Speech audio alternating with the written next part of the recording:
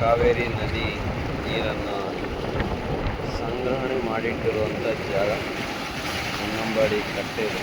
ಇದೆಲ್ಲ ಕಾವೇರಿ ನೀರು. ನಿಮಗೆ ಇವಾಗ ಕನ್ನಂಬಾಡಿ ಕಟ್ಟೆನ ತೋರಿಸ್ತೀನಿ ನೋಡಿ, ಅಲ್ಲಿ ಕಾಣಿಸ್ತಿದೆಯಲ್ಲ, ಇದೇ ನಮ್ಮ ಕನ್ನಂಬಾಡಿ ಕಟ್ಟೆ KRS.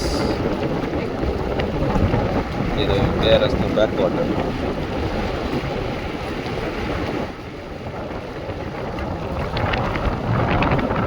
ಇಲ್ಲಿ ವೇಣುಗೋಪಾಲಸ್ವಾಮಿ ಅಂತ ಒಂದು ದೇವಸ್ಥಾನ ಹೊಸದಾಗಿ ಬಂದಿದೆ ಅನಿಸುತ್ತೆ, ಇಲ್ಲ ರಿನೋವೇಷನ್ ಮಾಡಿದ್ದಾರೆ. ಅಲ್ಲಿ ಆ ಕಡೆಗೆ ದೇವಸ್ಥಾನ.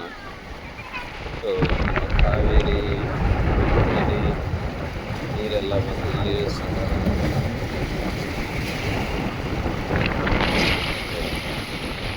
ನೀರು ಕಡಿಮೆ ಇದೆ. ಈ ವರ್ಷ ಮಳೆ ಬರದೇ ಇರೋದ್ರಿಂದ ಇಷ್ಟೊಂದು ಜಾಗ ನಮಗೆ